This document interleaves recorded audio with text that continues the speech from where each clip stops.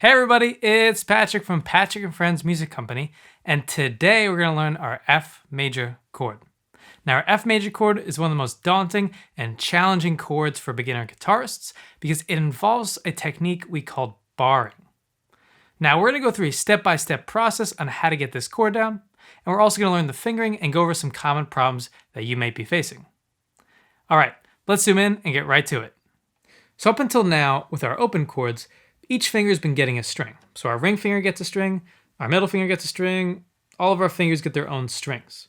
But now with barring, we're going to take one finger and lay it across multiple strings on the same fret. So if I take my index finger and go across the 3rd fret on all of my strings, I create a bar because I'm laying my finger across all of the strings. Now, if you tried this with me, you may notice this is very difficult and very challenging. You really got to push down and apply a lot of pressure to those strings.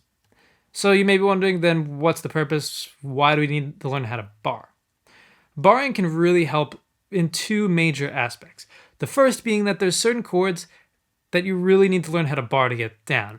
Our open chords don't cover every single chord, so we're really going to need to learn how to play bar chords. Now the second is that once you get one shape down for a bar chord, you basically know every chord in that shape. So what I mean is this right here is our major chord shape off the low E string.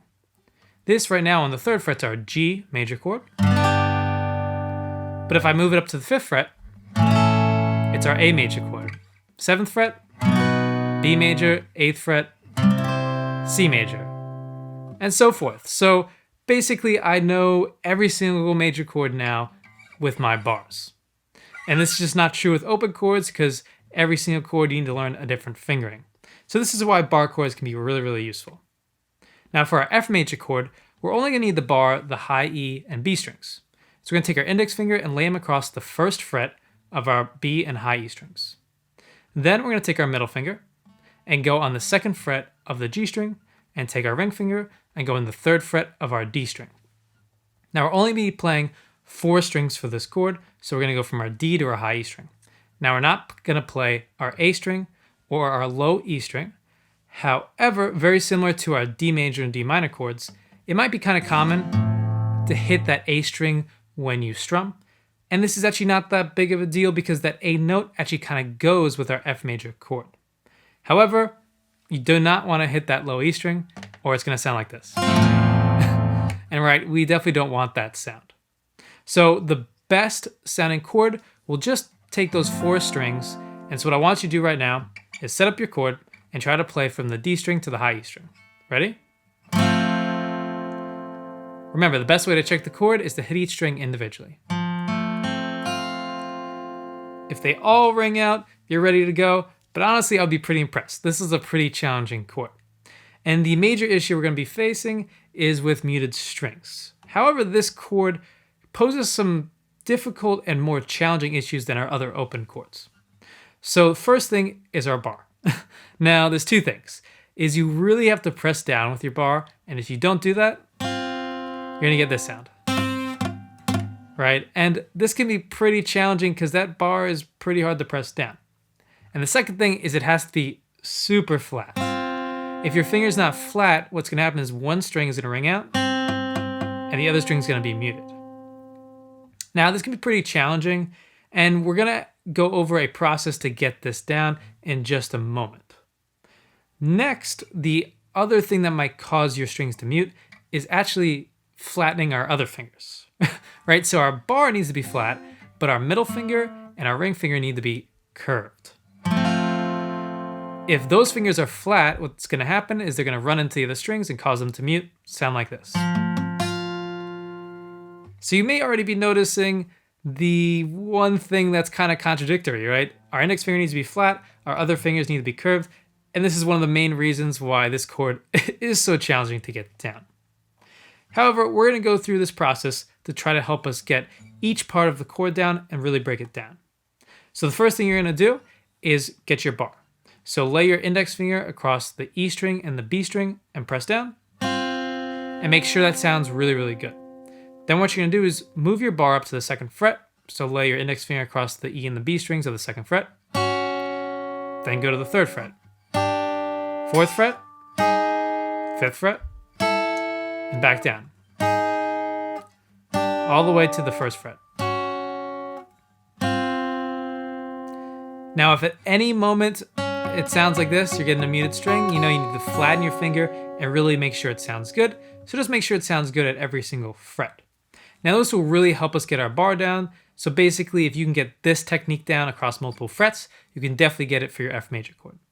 Now the second step is to add our next note. So get your bar, add your middle finger on the 2nd fret of the G string and play those 3 strings.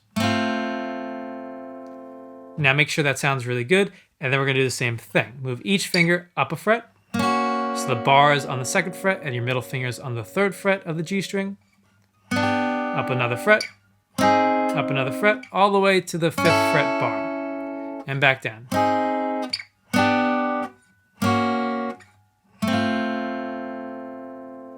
Great, so again, you wanna make sure this sounds good at every fret. So if this is happening, right, you know you need to fix it, curve your middle finger, flatten your index finger. All right, so the last step is to get your full F major chord. So add your ring finger to the 3rd fret of the D string. Make sure it sounds really, really good, and then move it up a fret. So go to your next fret. So now the bar is on the 2nd fret of the E and B string, the middle finger is on the 3rd fret, and our ring fingers on the 4th fret of the D string. Then go up another fret,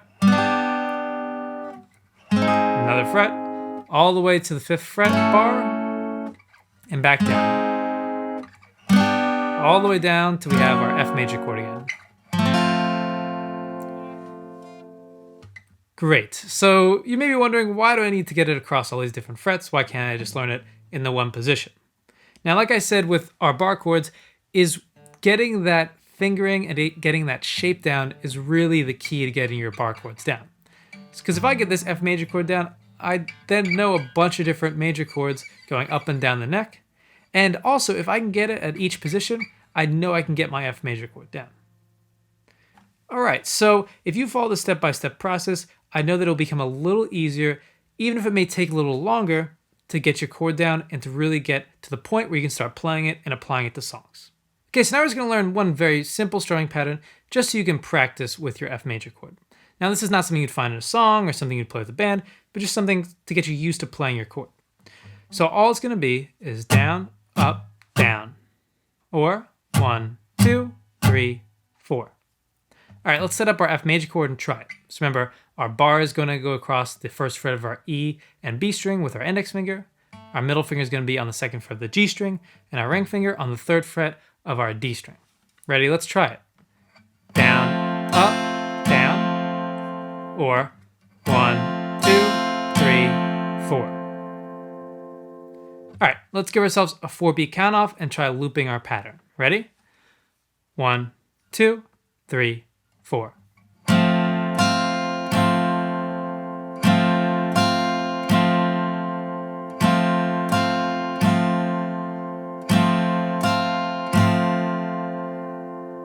Awesome. So once you get really comfortable with this strumming pattern, go ahead and start learning some more complicated and more difficult strumming patterns for your F major chord.